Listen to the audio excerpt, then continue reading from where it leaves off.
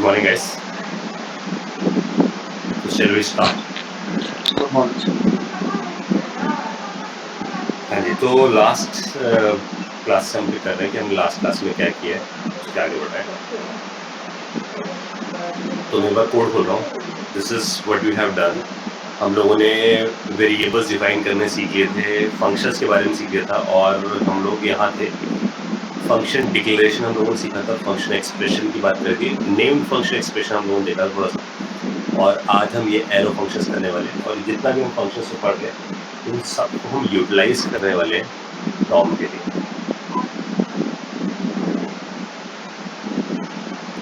ठीक है, तो ये एजेंडा है आज का, ये सारी चीजें हम करेंगे. ठीक है guys. तो सबसे पहले बोलो. सर एक तो आपने हमें कराया था एरे की डिस्ट्रक्चरिंग कराई थी.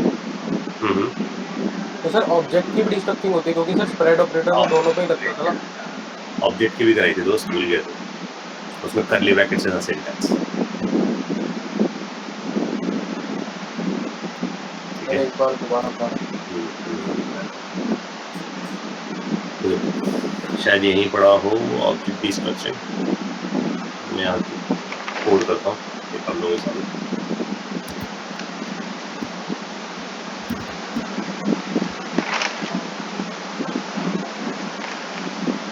तो जब हम एरे डिफाइन करते हैं तो मैंने आपको बताया कि जब भी आप एरे डिफाइन करते हो you are actually making a structure, क्योंकि आप इसके अंदर डेटा डालते जा रहे हो.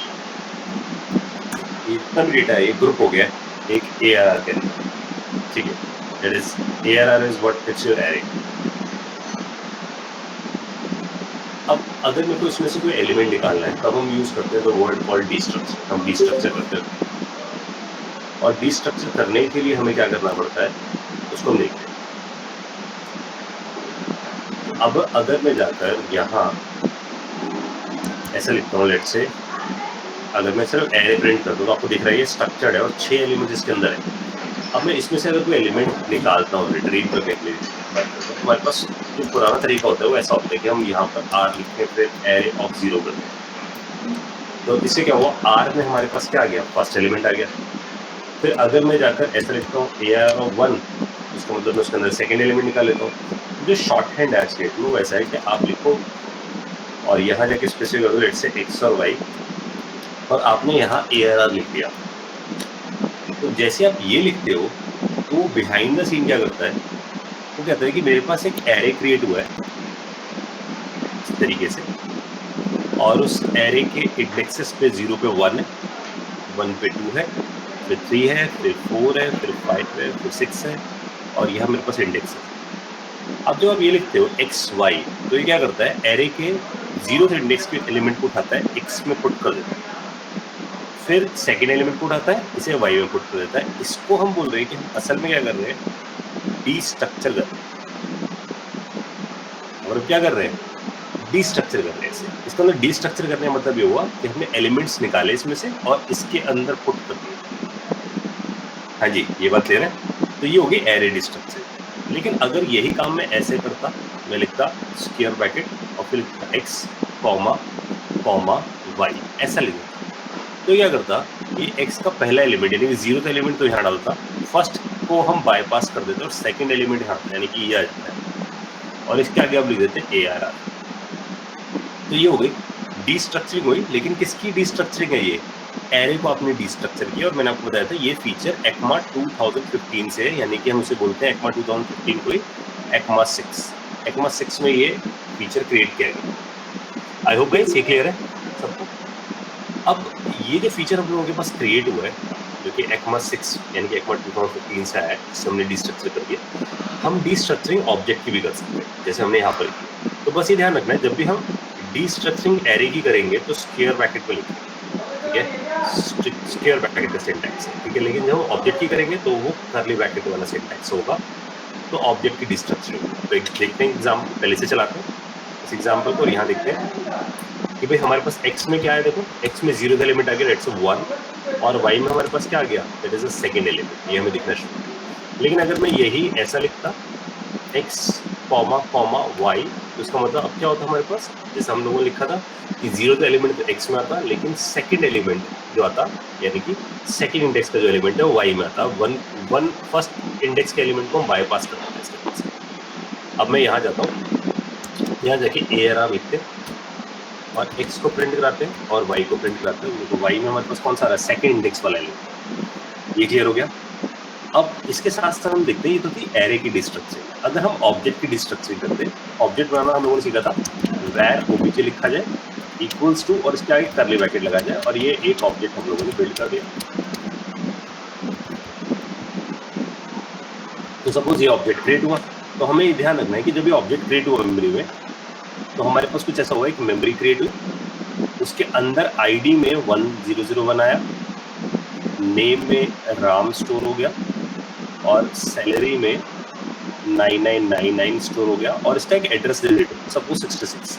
तो ओबीजी के पास 66 आ गया, इसलिए हम बोल के चलते हैं कि जो ओबीजी है हमारा, इट इज रेफरेंस वेरिएबल। इसको हम बोल रहे हैं ये रेफरेंस वेरिएबल है, क्योंकि रेफरेंस रख रहा है अपने पास।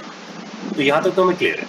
अब पॉइंट ये कि अगर मेरे को इस ऑब्जेक्ट में से कोई वैल्यू निकालनी है तो क्या तरीका होगा। तो ऑब्जेक्ट में से वैल्यू निकालने का जो पुराना तरीका होता है, जो हम बाकी सब प्रोग्रामिंग में पढ़ कर आए हैं C++ से जावा में, तो ऐसा होता है कि आप लिखो var t और obj.id।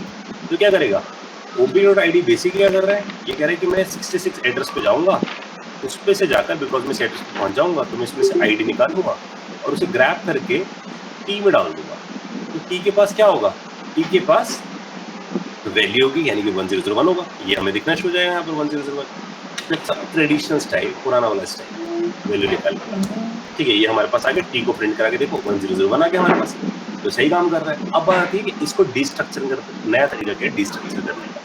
तो ये डिस्ट्रक्चर एक एक करके है, लेकिन अगर हमें मल्टीपल टाइप में इसे डिस्ट्रक्चर करना है तो हम क्या करते हैं, यहाँ जाके लिखते हैं वैर और करली ब्रैकेट, और करली ब्रैकेट पे जाकर मैं ऐसा स्पेसिफाई करूँ, ध्यान देना, करली ब्रैकेट पे आई विल स्पेसिफाई हियर की का नाम। तो की का नाम क्या है, की का नाम है let's say name. So I want to retrieve the name, and what I want to retrieve, I want to retrieve the salary. ये मैंने दो फील्ड लिखी एंड इक्वल टू करके ओबीजे लिख दिया। अब यहाँ मैंडेट फंडा क्या है, देखो मैं इसे क्लियर करता हूँ। मैंडेट क्या है हमारे पास, जो हमारे पास एक ऑब्जेक्ट क्रिएट हुआ जिसके अंदर हमें देखा कि आईडी भी गया है, नेम भी गया है और सैलरी भी गया है। जो आईडी नेम सैलरी यहाँ पर स्टोर हुआ है, जैसे कि हमें पता है 1001 स्टोर हुआ है, राम स्टोर हुआ है और 999 स्टोर हुआ है, और इसका एक एड्रेस स्टोर हुआ है, ठीक है ना, यहाँ पर 77। तो उसके पास हमें पता है इस ओबीजे के पास बेसिकली 77 है, हमने एज्यूम करा। अब जब मैं ऐसा लिख रहा हूँ ओबीजे, तो ये क्या कर रहा है, ओबीजे में से नेम निकाल रहा है, इसका मतलब behind the scene it is doing OBJ dot name. तो वो ओबीजे डॉट नेम कर रहा है यहाँ पर से जाकर, और उस नेम को उठाकर यहाँ पर स्टोर कर रहा है। ठीक है, ये नेम मेरे पास स्टोर हो जाए, तो मेरे पास यहां से जाकर वो नेम स्टोर हो जाएगा। तो it is more like where name equal to obj dot name, ऐसा हो रहा है बिहाइंड द सीन। ठीक है जी, तो ऐसा हो गया हमारे पास where name equal to obj dot name. तो मेरे पास ये हम लोगों ने शॉर्टकट कर दिया है। बस फंडामेंटली रूल ये है, विदित का क्वेश्चन था, तो विदित फंडामेंटली रूल ये है कि यहाँ जो वेरिएबल के नाम देने, it must be same as key के नाम जैसे होने चाहिए सेम। तो अपने आप उसमें से की में से वैल्यू निकाल, मतलब ओबी डॉट नेम पे जाएगा और उसकी वैल्यू निकाल के नेम नाम के वेरिएबल में डाल देगा। ऐसी ओबी डॉट सैलरी करेगा बिहाइंड द सीन, और सैलरी नाम के वेरिएबल में डाल देगा। That's a destructuring of an object. ठीक है गाइस,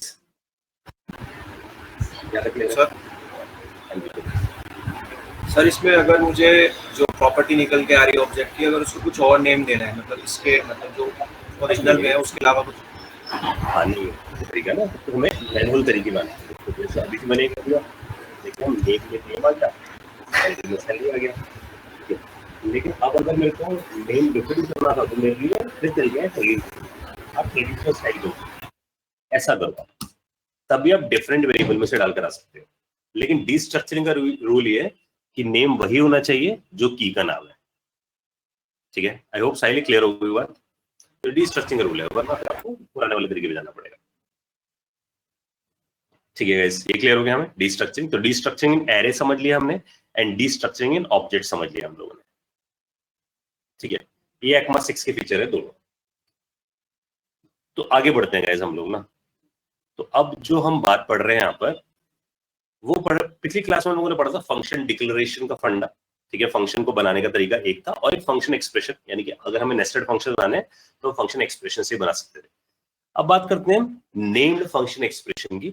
तो मैंने आपको एक एग्जांपल लेके बताया था पिछली क्लास में कि अगर हम कोई फंक्शन बनाते हैं और हम कोई भी अगर फंक्शन क्रिएट करते हैं, जैसे मान लो मैंने शो नाम से फंक्शन क्रिएट किया है, console.log करते हैं जाकर, और यहां मैं लिखता हूं आई एम शो, ऐसा मैंने लिखा। तो हमें ये बात सबको क्लियर करनी है कि जब भी आप फंक्शन आते हो, this function always goes in a global space. ये वर्ड याद रखना है, इसके पास ग्लोबल स्पेस है जहां पर ये जाता है फंक्शन। इसका मतलब अगर मैं इसी नाम का दोबारा से कुछ भी बनाने की कोशिश करता हूँ, सपोज अगर मैंने वैर शो इक्वल टू 100 कर डाला, तो ये फंक्शन किल हो जाएगा क्योंकि ग्लोबल है, और ये वेरिएबल भी क्या है, ग्लोबल है, क्योंकि मैंने इसे डायरेक्ट यहां लिखा होगा। या मैंने इसमें कुछ इसी नाम से दोबारा फंक्शन बनाया, तब भी किल हो जाएगा। तो इसलिए याद रखना है ग्लोबल स्पेस में जा रहा है हमारे पास। तो ये इससे नुकसान ये है कि हम सेम नाम से फंक्शन नहीं बना सकते या सेम नाम से वेरिएबल नहीं बना सकते। अगर हम बनाने की कोशिश करेंगे it will override it.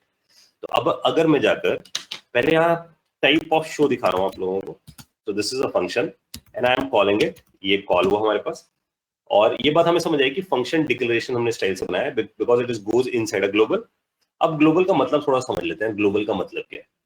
Global का मतलब है यहाँ पर विंडो। तो ये वर्ड है अपने, ग्लोबल का मतलब है यहाँ पर विंडो। तो जैसे मैं विंडो करके एंटर मार रहा हूँ, तो एक छोटा विंडो है जिसमें स्मॉल से लिखा गया और एक कैपिटल से भी शुरू है विंडो। फर्क क्या है, ये जो स्मॉल में लिखा गया है this is an object. Now the point is ये जो ऑब्जेक्ट है क्या है। सो दिस ऑब्जेक्ट, मैं यहां से देखो लाइन खींच रहा हूं, this object actually represent this tab, यानी कि वो किसको रिप्रेजेंट करता है, इस टैब को रिप्रेजेंट करता है। So it means for every tab, समझना हर टैब के लिए एक विंडो नाम से ऑब्जेक्ट होता है। तो हर टैब में जब हम कोड कर रहे हैं that's a window object, and window is a top level object. ध्यान देना, it is a top level object, सबसे ऊपर बैठा हुआ एक ऑब्जेक्ट है, ठीक है। तो इसका मतलब एक विंडो नाम का ग्लोबल ऑब्जेक्ट बनाया गया। तो इसका मतलब जब हमने शो लिखा, तो शो नाम का फंक्शन अपने आप विंडो के साथ अटैच हो गया है। शो नाम का फंक्शन अपने आप किसके साथ अटैच हो गया है, विंडो के साथ। ये हमें चेक करना है। तो मैं यहां जाता हूं, यहां मैं लिखता हूं विंडो डॉट शो। तो मैंने लिखा था सिर्फ शो, और मैं लिख रहा हूं विंडो डॉट शो। ये अभी भी क्या दिखा रहा है, आई एम शो। तो अभी भी हमारे पास क्या आ रहा है, आई एम शो लिखा आ रहा है। इसका मतलब हमारे लिए क्या है, एक बार मैं इसे क्लियर कर देता हूं। इसका मतलब हमारे लिए क्या है कि when I am writing show, it is internally window dot show, right. ये वर्ड याद रखना है आप लोगों ने। तो अगर आपसे कोई पूछ रहा है ग्लोबल स्पेस क्या है, तो आप बोलोगे window is a global thing because everything is goes inside the global, right. Enter मारते हैं हम, परफेक्ट है। ये बात समझ आई, it's a top level object, ठीक है। कोई डाउट है पूछ लेना गाइस। तो अब अगर हम ये वेरीफाई करें कि it's an object, so type of window करके देख लो। So type of window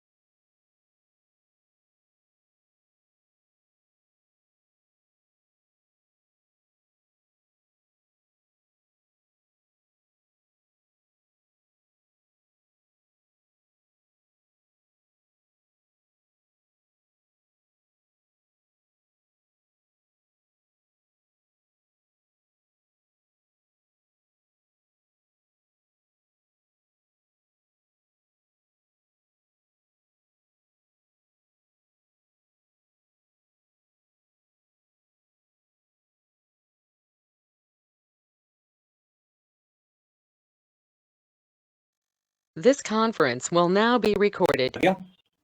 Add is what? Add is local. वो यहाँ पर आ गया हमारे पास, ठीक है।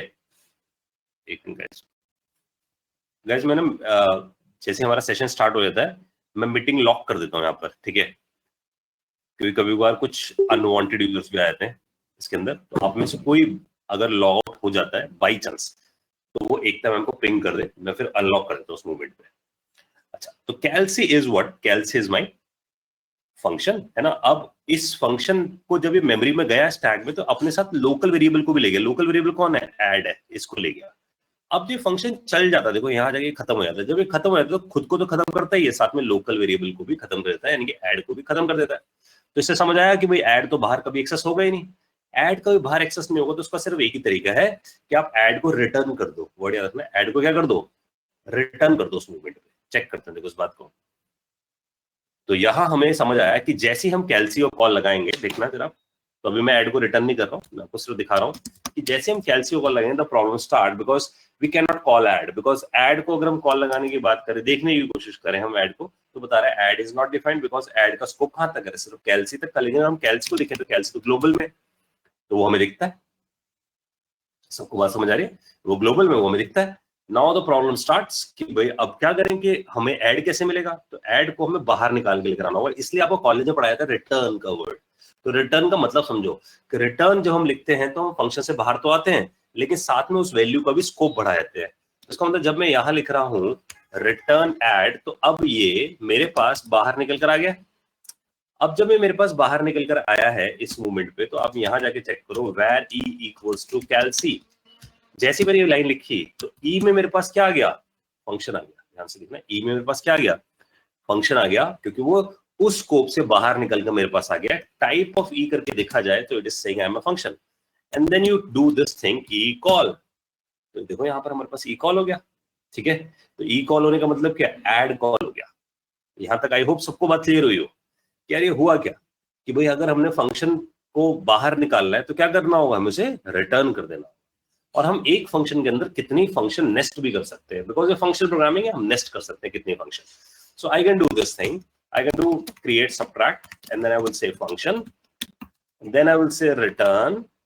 और सपोज इधर जाके बोलता हूँ कि it is going to return 1000, तो समझना, it is going to return 10,000। So who is going to return 10,000? The subtract function. Subtract is what? It's a variable which is holding a reference of a function, यानी कि अपने पास क्या रख रहा है? Function का रेफरेंस रख रहा है। और ये रिटर्न क्या कर रहा है? 10,000। and what I am supposed to return, I want to return subtract also. So if I want to return both of the thing, तो मैं इसे जाकर किसमें पुट कर दूं? एरे में, बिकॉज रिटर्न में सिर्फ आप एक ही वैल्यू रिटर्न कर सकते हो। You cannot return more than one value. So bottom line is right now you are returning what? You are returning an array. An array has what? Array has a reference. Reference is an address. So ultimately you're returning of one thing, that is the address. You are not returning two functions. ठीक है? तो behind the scene it is doing कि भाई मेरे पास add भी है and मेरे पास subtract भी है, both of them is wrapped inside this array and array has an address. So what I am going to return, I am going to return this address, right? तो मैं दो function return नहीं कर रहा, अगर वो एड्रेस मिल जाएगा तो उधर से फंक्शन निकाल लूंगा। So the point is when I do this thing, problem क्या शुरू होती है? देखो जरा, the problem start कि when I put it in this e के अंदर में से पुट करता हूं, now e is a array, right? E is an array. So if I do type of e, so e is an object because array is an object, right? And it's an object, तो आप यहाँ जाके check कर लो instance of array. So it is saying I am true क्योंकि e किस में से बना है? array में से बना है। So when I open this e, तो इसके अंदर हमें दो फंक्शन नजर आते हैं, दोनों एनानोमियस है, दोनों के नाम नहीं है। तो अब मेरे को ये नहीं पता चल पाएगा कि 0 पे कौन सा फंक्शन आया, 1 पे कौन सा फंक्शन आया। सो मेरे को अपनी गट फीलिंग पे कॉल लगाकर देख लेना है। तो 0 पे जाओ, 0 पे जाकर कॉल लगा दो, तो पहला फंक्शन कॉल हो जाएगा। फिर 1 पे जाओ, कॉल लगा दो, दूसरा फंक्शन कॉल हो जाएगा। आई होप गाइस ये क्लियर है। तो हमें समझ आया कि अगर हम एनानोमस फंक्शन एक से ज्यादा बनाते हैं और हम उसे रिटर्न करते हैं, द प्रॉब्लम इज हमें उसका नाम नहीं मिल पाता उस फंक्शन का, तो हमें इसे कॉल लगा के पता लगाना पड़ता है कि उसके अंदर क्या है। ठीक है, यहां तक बात क्लियर हो गया आप सबको? ठीक, अब एक इंपॉर्टेंट पॉइंट एक और है जो आपको दिमाग में रखना है कि जब भी हम फंक्शन बनाते थे इस वाले स्टाइल से, ये वाला जो हमने स्टाइल अभी फॉलो किया था, तो ये फंक्शन तो ग्लोबल बनते हैं। लेकिन अगर मैं कोई फंक्शन ऐसे बनाता हूं तो देखो W नाम का जो वेरिएबल है वो ग्लोबल है, लेकिन फंक्शन लोकल है, क्योंकि फंक्शन किसके अंदर है? W के अंदर, ये वर्ड याद रखना। तो फंक्शन लोकल है क्योंकि वो किसके अंदर चला गया? W के अंदर। यही काम हमने यहाँ पर कर दिया। तो जब हमने फंक्शन बनाया तो ग्लोबल नहीं बन पाया, क्योंकि वो किसके अंदर बना? ऐड के अंदर, ठीक है। और ऐड कैलसी के अंदर था, और कैलसी ग्लोबल था। कैलसी के आने पे ऐड आता था, ऐड के आने पे फंक्शन आता था। क्लियर है बात आप लोगों को? तो ये बात हमें याद रखनी है बहुत अच्छे से, ठीक है। अब सर, इस प्रॉब्लम को सॉर्ट आउट करने के लिए हाँ बोलो। और सर हाँ, बोलो, अगर बोलो। जैसे कैलसी है वो ग्लोबल फंक्शन है, और अगर कैलसी कोई वेरिएबल ले लेता है तो फिर वो भी तो किल हो जाएगा। किल हो जाएगा दोस्त, बिल्कुल ठीक है। लेकिन ना देखिए, इस बात को मैंने एक बात से समझाया था, याद करना जरा आप लोग। कुछ चीजें पॉइंट याद रखने बहुत जरूरी है। तो जब भी कोडिंग की जाती है ना, और उसके साथ कुछ फंडामेंटल्स होते हैं, कुछ गाइडलाइंस होती है, जिसे हम बोलते हैं सॉफ्टवेयर इंजीनियरिंग प्रिंसिपल्स। तो आप समझना, ये जो आप मन पढ़ रहे हो ये तो ठीक है जो पढ़ रहे हो, लेकिन कॉलेज में कुछ चीजें ऐसी पढ़ाई जाती हैं जो बहुत इंपॉर्टेंट है। तो सॉफ्टवेयर इंजीनियरिंग के प्रिंसिपल पढ़ाए जाते हैं, ये शायद आप सबको याद हो, एक सब्जेक्ट पढ़ाया जाता है सिस्टम एनालिसिस एंड डिजाइनिंग। ये शायद आप लोगों के कॉलेज में किसी को मिला हो अभी तक सब्जेक्ट, किसी ने पढ़ा हो या आगे चलकर पढ़ने वाले हो। इसको हम लोग कॉलेज में जब मैं पढ़ता था तो हम इसे बोलते थे सैड हो जाते थे लोग इसमें, क्योंकि थ्योरेटिकल ज्ञान होता था सारा। इसमें प्रिंसिपल्स पढ़ाए जाते थे कुछ। तो प्रिंसिपल ऐसे होते थे कि जब आप कोई क्लास बनाओ, ध्यान सुनो, जब आप कोई क्लास बनाओ, साइड में रख देते हैं उस फंक्शन को ना, तो समझ आएगी बात। कि जब आप कोई क्लास बनाओ तो ऊप्स के अंदर हम क्लास बनाना शुरू करते हैं। आप में से किसी ने कभी ध्यान दिया क्लास हम ऐसे बनाते हैं, क्लास एम्प्लॉय। तो मेरा सवाल है आप लोगों से, ऐसा करने से क्या ये क्लास ग्लोबल होती है या लोकल होती है? बताए कोई मुझे, क्या ये ग्लोबल क्लास है या ये लोकल क्लास है? मनीष ही बताए। हाँ जी मनीष, ग्लोबल क्लास है या लोकल क्लास है? ये तो सर ग्लोबली हो जाएगा। ग्लोबली है, क्योंकि ग्लोबल लोकल का मतलब क्या है? जो भी ब्रैकेट के अंदर आता है वो बन जाता है लोकल, जो ब्रैकेट के बाहर रह जाता है वो बन जाता है ग्लोबल, है ना। तो इसका मतलब अगर हम कोई क्लास ही बनाते थे तो वो ग्लोबल होती थी, ठीक है। और अगर हम सेम नाम की चीज बनाने की कोशिश करें तो कॉन्फ्लिक्ट करेगी वहां पर भी। लेकिन हम क्लास से ये बात सीखते थे, ध्यान सुन जाओ, कि मान लो मनीष ने जाकर एक कंपनी ज्वाइन करी, और मनीष को सपोज एक सॉफ्टवेयर दिया गया बनाने के लिए। मान लो मैं ऐसे सॉफ्टवेयर नाम लेता हूँ जिसको आप सब लोग समझते हो। सॉफ्टवेयर हम लोग सोचते हैं कि मनीष को सॉफ्टवेयर दिया गया ऑनलाइन शॉपिंग का बनाने के लिए। उसी कंपनी में अमित भी काम करता था। तो मान लो उसी कंपनी में अमित नाम का डेवलपर भी था और मनीष नाम का डेवलपर भी था, ठीक है।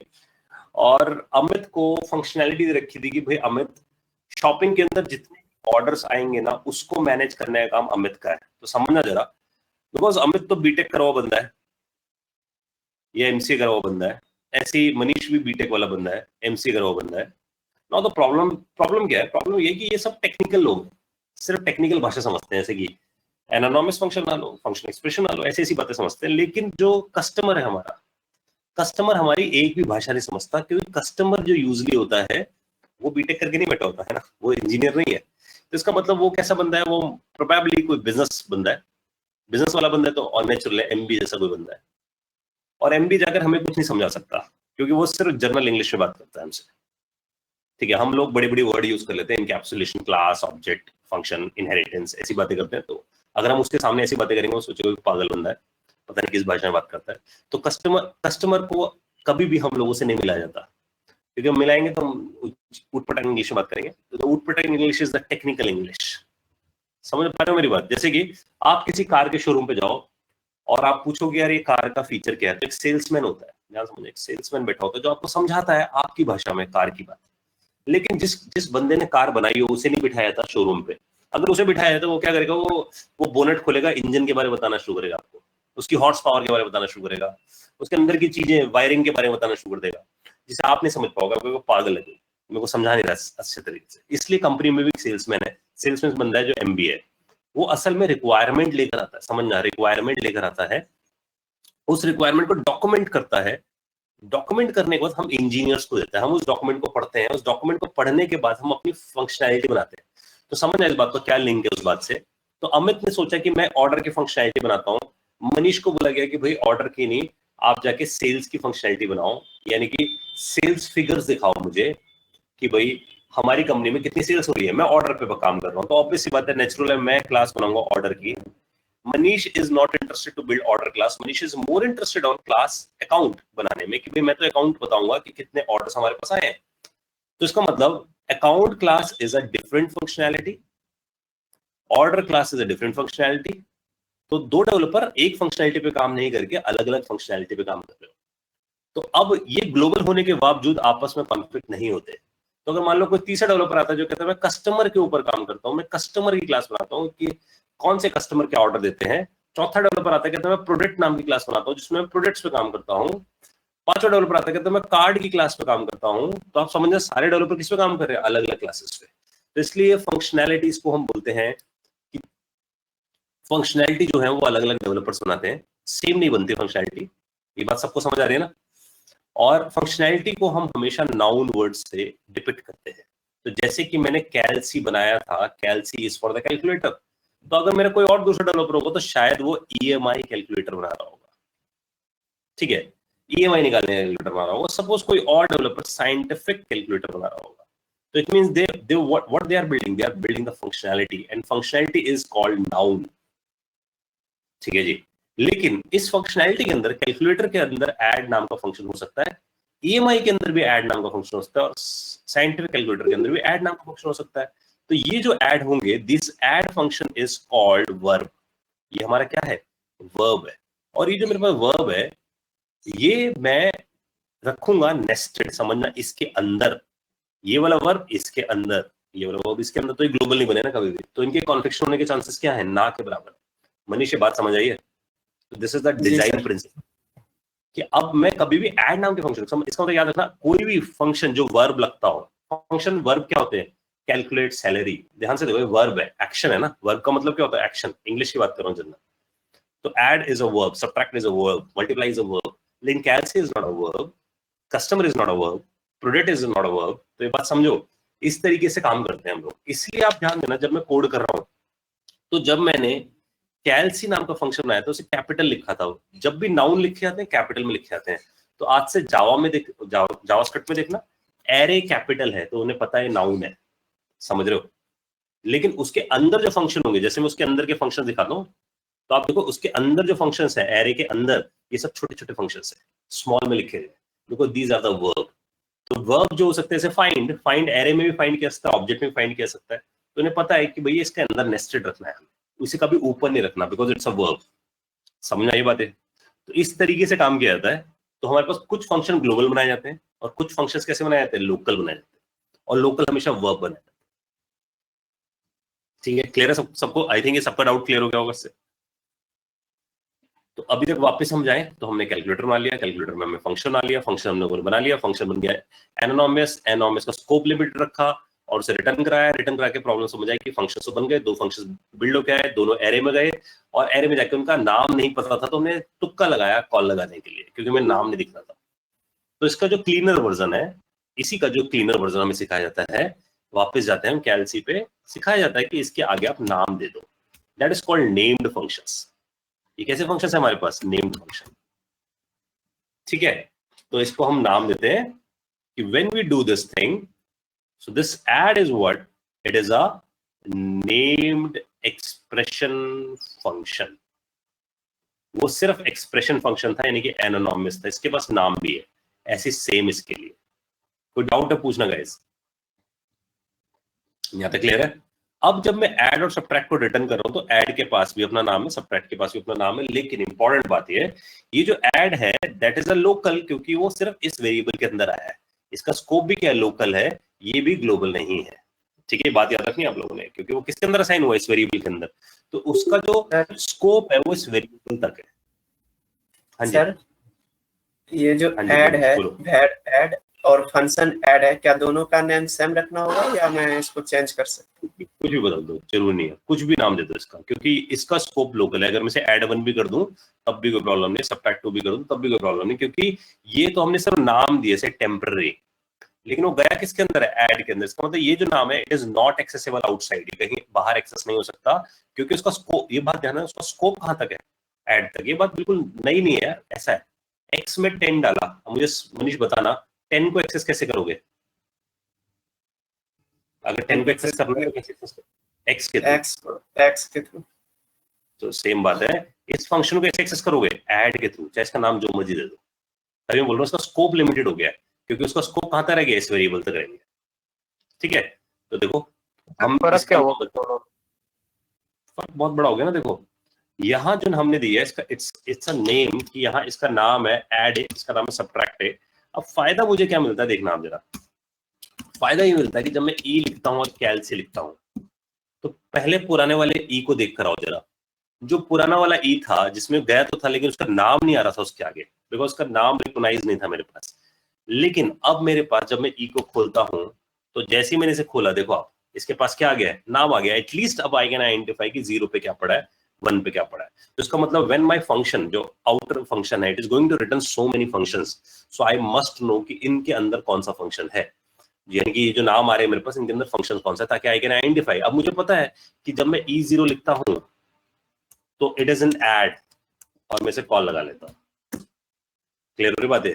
तो अब मेरे को पता है कि कौन सा फंक्शन मेरे पास आया 0 नंबर पे, कौन सा फंक्शन आया 1 नंबर पे। लेकिन पहले मेरे पास ऐसा कुछ भी नहीं था, बिकॉज मेरे पास सिर्फ नाम एनोनिमस आते थे। सो मैं इसे ओपन करके देखता था, so I am not able to see कि इसके अंदर क्या है, इसके अंदर क्या है, so I need to just call it.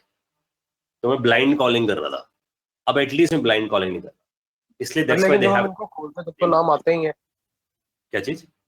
जैसे 0 को आप ओपन करो, जो वो नहीं बना हुआ, एक ट्रायंगल बना हुआ है, उसके अंदर हम खोलते हैं तो दोनों में नाम आते हैं। यहाँ जाके एफर्ट लगाना पड़ रहा है ना, मैं समझना, उसके अंदर जाके मैं नेम देख कर आ रहा हूँ, लेकिन यहाँ पर एटलीस्ट फंक्शन के नेम तो है मेरे पास। हाँ जी, समझ में आ रही बात आपको? तो अब यहाँ है ना नेम, मेरे को खुल के देखना भी तो पड़ रहा है भाई, अंदर जा जाके। हर डेवलपर रिस्पॉन्सिबिलिटी हो लेगा, वो तो बस एरे दिखा दो, एरे के अंदर होना चाहिए नाम। मैं नेस्ट करके क्यों देख कर रहा हूँ? जैसे आप लोगों ने आज तक कभी देखने की कोशिश करी कि यार कि कंसोल डॉट लॉग के अंदर क्या है? सोचो ना, आप खुद तो देख नहीं रहे हो कभी कंसोल डॉट लॉग के अंदर क्या है, you are just using it, use कर लेते हैं, बात खत्म। तो डेवलपर जब आपकी चीज को यूज करेगा, वो इंटरेस्टेड होगा जस्ट टू यूज इट, तो बस एरे जिसमें वेरिएबल में आएगा उस वेरिएबल को देख लेगा, दैट्स इट, प्रिंट करा के, उसमें नाम दिख जाएगा, समझ आ गया उसे बात। नहीं दिखेगा तो उसे गट फीलिंग में कॉल लगा के देखना पड़ेगा। दैट्स व्हाई मैं रिकमेंड क्या कर रहा हूँ कि when you define a function, जब आप डिफाइन करो फंक्शन को और उसके अंदर नेस्टेड फंक्शन रखो और वो मल्टीपल हो तो उसे नेम्ड बनाओ, लेकिन वो सिंगल हो तो एनॉर्मस बनाओ। क्लियर है? तो ये हमारे पास तीसरा तरीका मिला भाई हम लोगों को, that is named function expression, एक ही चीज को बनाने का। अब एक और बात समझना जरा, क्योंकि जब हम नेम्ड फंक्शन एक्सप्रेशन की बात कर रहे हैं, तो अगर मैं ऐसे बनाता हूँ var q और यहां जाके एक फंक्शन फंक्शन टेस्ट, ऐसे मैंने बना दिया, ठीक है, इसके अंदर मैंने लिख दिया console dot log I am test, ठीक है, मैंने ऐसा लिखा। अब मैं यहां जाके टेस्ट लिखता हूँ, देखो जरा एरर आता है, तो आपको समझना है कि जो फंक्शन टेस्ट लिखा गया, क्योंकि इंटरव्यू ने ये बात पूछेगा आपसे कि अगर आप ऐसा लिखते test2, ऐसा लिखते और ऐसा लिखते, दोनों में फर्क क्या है? तो आप बोलोगे ये तो ग्लोबल है, सीधा सीधा, क्योंकि किसी में असाइन नहीं हुआ, लेकिन ये लोकल स्कोप में है। इसका मतलब आपने सिर्फ इसको नाम तो दे दिया है, लेकिन वो असाइन किस में हो गया है? क्यू के अंदर। तो इसका मतलब क्यू ही इसे एक्सेस कर सकता है सिर्फ। अगर आपने इसे डायरेक्ट एक्सेस करने की कोशिश करी तो ये बात समझना, ये प्रिवेंशन है ग्लोबल से बचने की, तो ग्लोबल में नहीं जाएगा कभी भी, ठीक है, क्योंकि Q is a global for me, तो मैं क्यू के थ्रू इसे एक्सेस कर पाऊंगा। तो ये हम यहां अगर देखते हैं इस चीज को, तो अगर मैं लिखता हूं यहाँ पर क्यू एंड सेमीकोलन, तो देखो आपको दिखता है। और यहाँ पर अच्छी बात यह है कि ये एटलीस्ट उसका नाम भी देता है मुझे कि किस नाम से फंक्शन है। तो जब मैं क्यू को कॉल लगाता हूँ, टेस्ट कॉल रहता है, ठीक है।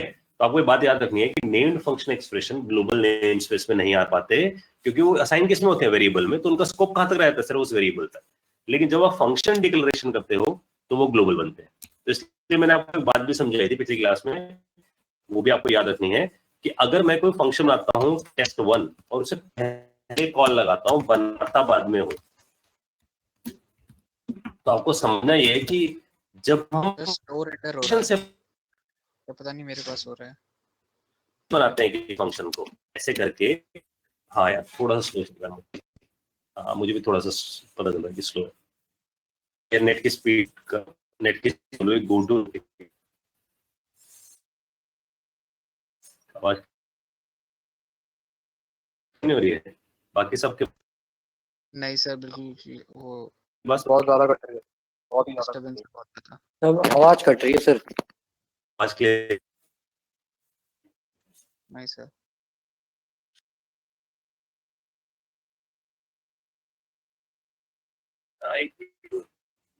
अभी तो स्क्रीन में रेंडर नहीं हुई आप लोगों के पास ना, स्क्रीन को मैं देख रहा हूँ रेंडर नहीं। एक मिनट में चेक करता हूँ यार।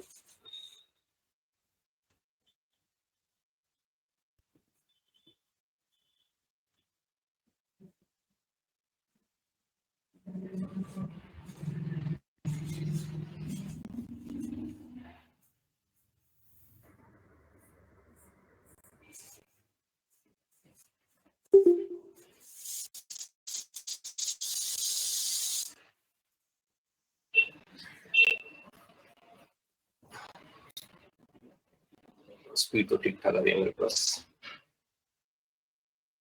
रेंडरिंग स्लो सर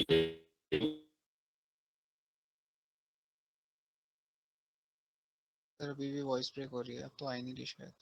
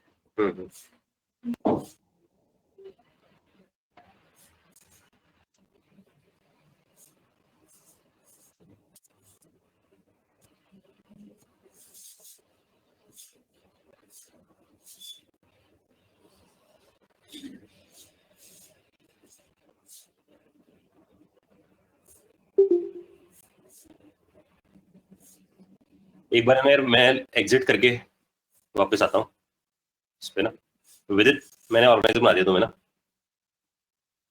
फिर मैं एक बार एग्जिट करके चलाता हूँ। सर अभी आवाज ठीक आ रही है?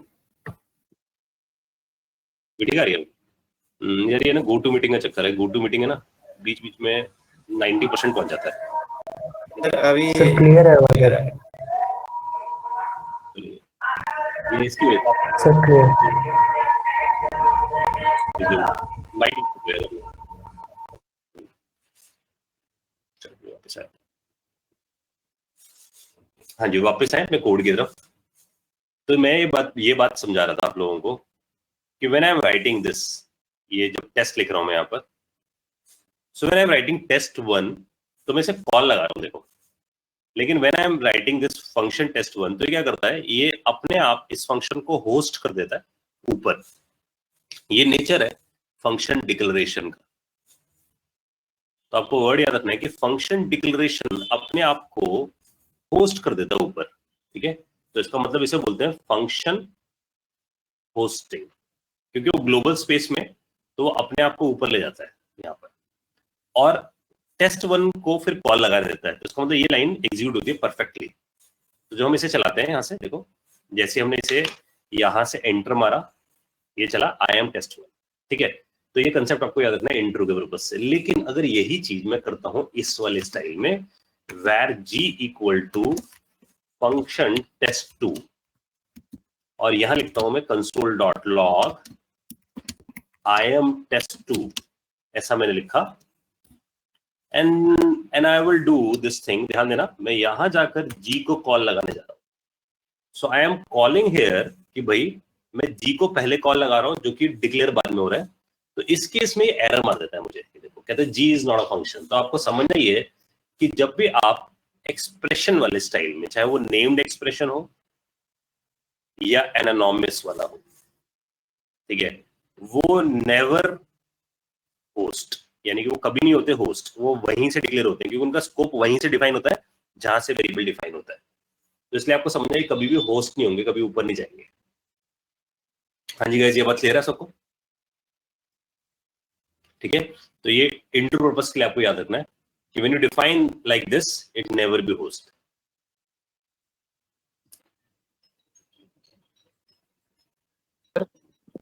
हाँ आपने हमें एक बात बताई थी कि वैर भी होस्ट होता है। वेर भी होस्ट होता है, बिल्कुल होता है यार, लेकिन वो तो सर ये var फंक्शन स्कोप के साथ होता है ना दोस्तों, होस्ट, ठीक है, वो होस्ट होता है लेकिन फंक्शन स्कोप के साथ होता है। सर मतलब अगर हम इसको देखें जो आपने एक्सप्रेशन लिखा है var g equal to function test 2, तो सर var g तो एक डिक्लेरेशन हुई और उसको हम इनिशियलाइज कर रहे हैं फंक्शन के मतलब सिंटैक्स के थ्रू, तो यहाँ पर वो इनिशियलाइज नहीं होगा ना, क्योंकि आपने बताया था कि सिर्फ डिक्लेरेशन जो होती है वही होस्ट होती है, तभी तो उसने ये वाला एरर दिया ना, g is not a function. हाँ देख, अगर अभी हम यहाँ बात करें तो फंक्शन डिक्लेरेशन जो करते हैं हम उससे तो होस्ट कर लेते हैं, लेकिन ये वाली जो लाइन बनी ना, ये फंक्शन डिक्लेरेशन नहीं बनकर नेम्ड फंक्शन एक्सप्रेशन बन गई ना, क्योंकि हमने तो एक्सप्रेशन डिफाइन किया ना यहाँ पर, समझ ना। अगर मैं ये लिख रहा हूँ var e इक्वल टू 100 और इससे पहले मैं 100 को एक्सेस करने की कोशिश करूँ, इस लाइन से पहले, 100 लाइन से पहले, तो क्या होगा, एरर आएगा ना मेरे पास, क्योंकि मिलेगा नहीं मेरे को इस केस में, क्योंकि वो तो देख रहा है कि वेरिएबल भी डिफाइन हो रहा है और 100 भी। अब जब फंक्शन के केस में आते हैं तब वो कहानी कुछ और करते हैं कि फंक्शन का स्कोप देखकर आता है, यहाँ कोई स्कोप ही नहीं है, यहाँ तो ग्लोबल है, तो जब तक ये मिलेगा नहीं उसे तब तक वो इसकी डिक्लेरेशन मानेगा नहीं। तो तुमने लिखा var g equal to function, तो भाई जब तक ये लाइन चली नहीं तब तक ये चल ही नहीं सकती ना, फिर तो हमने इसे पहले चला दिया ना, समझ में आ रही बात, क्योंकि उसके अंदर असाइनमेंट तो ही नहीं है, आप उस असाइन वैल्यू को एक्सेस करने की कोशिश कर रहे हो, कॉल लगाने की कोशिश कर रहे हो। तो जो आप लोकल वाली बात बोल रहे हो ना, ये समझ नहीं आ रही है। अरे यार बहुत सीधी बात है, देख ये समझ, जब हम लिख रहे हैं var g equal to function, ये वाली लाइन, तो मुझे सिंपल समझना, इसे साइड में रख, ये समझ जब तक तू 100 असाइन नहीं करेगा उसके अंदर, इसका मतलब लाइन बाय लाइन इंटरप्रेट हो रहा होगा ना, जब तक वो असाइन नहीं होगा तब तक मैं e++ तो कर ही नहीं सकता ना कभी भी उसमें, ठीक है ना। तो सेम बात मैं यहाँ कर रहा हूँ ना, इसको समझ, यहाँ मैंने फंक्शन असाइन कर दिया और मैं उस फंक्शन को कॉल लगाने की कोशिश कर रहा हूँ, तो फंक्शन तो असाइन ही नहीं हुआ अभी तक और कॉल पहले लगा रहा हूँ मैं उसे, क्लियर हुई बात? सर ये आ गया समझ, जो आप कह रहे हो ना कि वो लोकल हो जाता है उस जी के लिए, हाँ हाँ वो चीज समझ नहीं आ रही। ठीक, क्या चीज? वो तो आप लोकल हो कहते जाता हैं है जी। हाँ वो नहीं समझ आ रहा। अरे भाई एक बात बता ना, जब मैंने ये लिखा var m इक्वल टू 100, तो 100 लोकल है ना m के लिए भाई, जब तक तुम m को एक्सेस नहीं करोगे तब तक 100 को एक्सेस नहीं कर सकते ना, या नहीं? ये बात समझ आई है? हाँ। तो यही सेम फंडा यहाँ पर है, ये यहाँ अगर तो इस वाले कोड को देखे, इतने वाली चीज को, it is same like this, नहीं इसकी जैसे नहीं है, जैसे 100 को असाइन कर रहे हैं फंक्शन को असाइन कर रहे हो इसके अंदर, तो फंक्शन अब हमेशा किससे जाना जाएगा, जी से, तो ये फंक्शन लोकल नहीं हो गया, क्योंकि जब भी हम जी को एक्सेस करेंगे तभी हम इसे एक्सेस कर पाएंगे, तो जी के स्कोप में रह गया ना ये, जैसे 100 जिसको जब हम ये लाइन पढ़ते हैं भाई कॉलेज में, तो हमें ऐसे सिखाया था कि m100, इस बाउंड्री का मतलब क्या है कि 100 कहाँ एक्सेस है, सिर्फ m के अंदर, ऐसी अब यहाँ क्या हुआ है, g बना है और उसके अंदर ये फंक्शन बन गया पूरा, क्लियर है बात? तभी तो लोकल स्कोप हो गया उसका है। हाँ जी समझ में आ गई बात अब?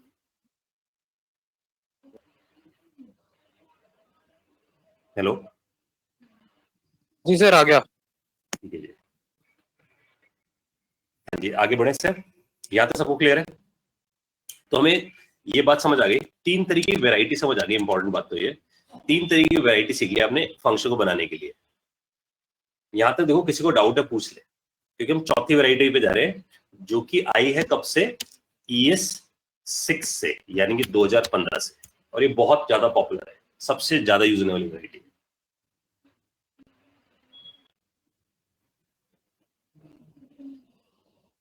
हाँ जी शुरू करें इसके ऊपर बात, ठीक है? तो देखो एरो फंक्शंस की तरफ आते हैं, बहुत ही बढ़िया है और बहुत ही आसान है और बहुत कुछ छुपा हुआ है इसके अंदर। तो एरो फंक्शंस ना इंस्पायर्ड हैं बहुत सारी लैंग्वेज से, जैसे जावा में लैम्डा एक्सप्रेशंस का कभी किसी ने नाम सुना हो तो, लैम्डा जो टर्म होती है वो मैथमेटिकल टर्म है, किसी भी इक्वेशन को एक्सप्रेशन फॉर्म में दिखाने के लिए, शॉर्ट फॉर्म में दिखाने के लिए हम लैम्डा यूज करते हैं। सेम यहाँ फंडा लगाया गया, यहाँ बोला गया कि आप जाकर ऐसा लिखो var add और यहां जाकर अपने एक्सप्रेशंस को लिख दो और फिर एरो लगा दो, फिर a+b कर दो, दैट्स इट। तो जब हम ये लाइन लिख रहे हैं तो ये लाइन असल में इंटरनली इक्विवेलेंट है कुछ इस तरीके से, हम लिख रहे हैं var add इक्वल्स टू, फिर फंक्शन, फिर ब्रैकेट, इसको वैसे लिखते हैं, फिर a और b, फिर ब्रैकेट, फिर रिटर्न a+b, ठीक है, तो ये लाइन जो हम लिख रहे हैं यहाँ पर और ये लाइन यहाँ जो लिख रहे हैं इट इज सेम। तो आपको बात समझना है, इट इज सेम, ये शॉर्ट हैंड है। तो ये क्या कर रहा है, कह रहा है कि जो आप लिख रहे हो ना A, B, मैं इंटरनली ऐसे ही समझ रहा हूँ। ठीक है, तो फंक्शन कीवर्ड गायब, सिर्फ ब्रैकेट लगाए, तो दो पैरामीटर डिफाइन हो गए। कर्ली ब्रैकेट गायब, अगर सिंगल लाइन है, ध्यान देना सिंगल लाइन का फंक्शन है तो कर्ली ब्रैकेट ऑप्शनल है। तो जब आपने ये लगाया ये वाला साइन इक्वल टू और ग्रेटर देन, तो एरो बन गया। ठीक है, बन गया एरो, इसको हम बोलते हैं एरो फंक्शन। इसलिए इसको बात समझ, this is arrow function,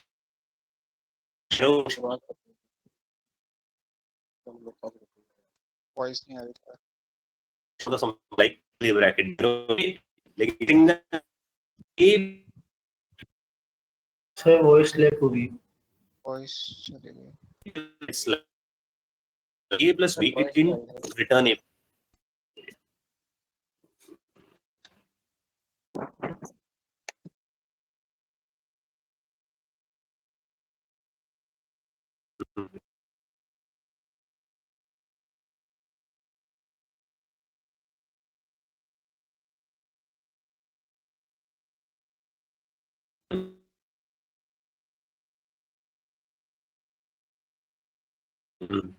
check कर,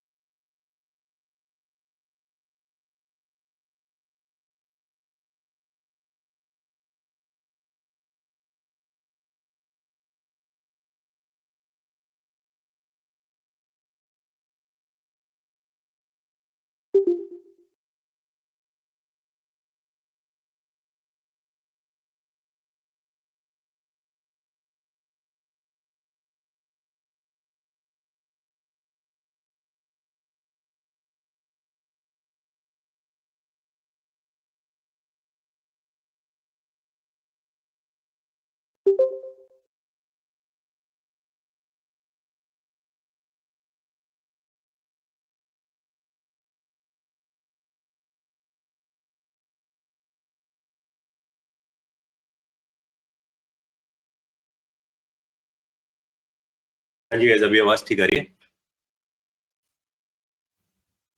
जी सर। वापस आते हैं यार, गूटो मीटिंग कुछ प्रोसेसिंग यूज कर रहा है, बीच बीच में ना वो बहुत ज्यादा सिस्टम यूज करना शुरू कर देता है,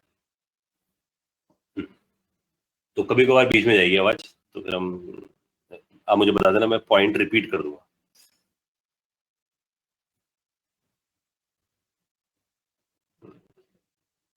हाँ जी, ये समझ आया आप लोगों को कि when we define the function like this, जैसे हम ऐसे डिफाइन करते हैं तो हमें ये बात क्लियर हो जाए कि when we writing this thing, ये behind the scene it is actually doing ऐसा वाला फंक्शन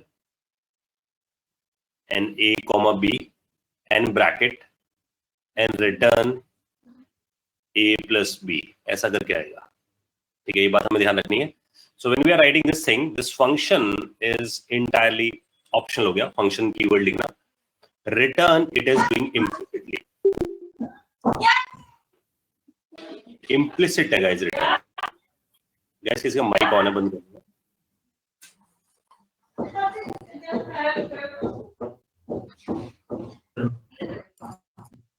गाइस किसी माइक ऑन है यार, अंकित का माइक ऑन है ठीक?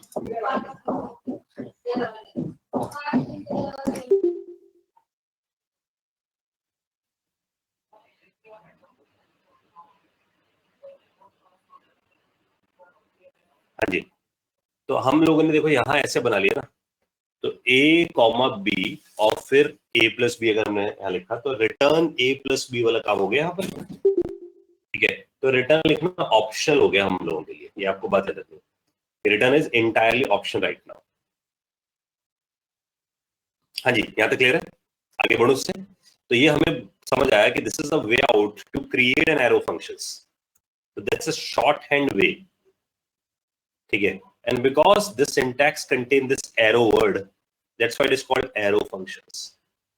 इसके पास ये arrow word है, that's why it is called arrow functions. And this feature is coming in ECMA 6. ये फीचर कब से आता है? ECMA 6 से, ठीक है। तो हम क्या करते हैं, इसे चला के,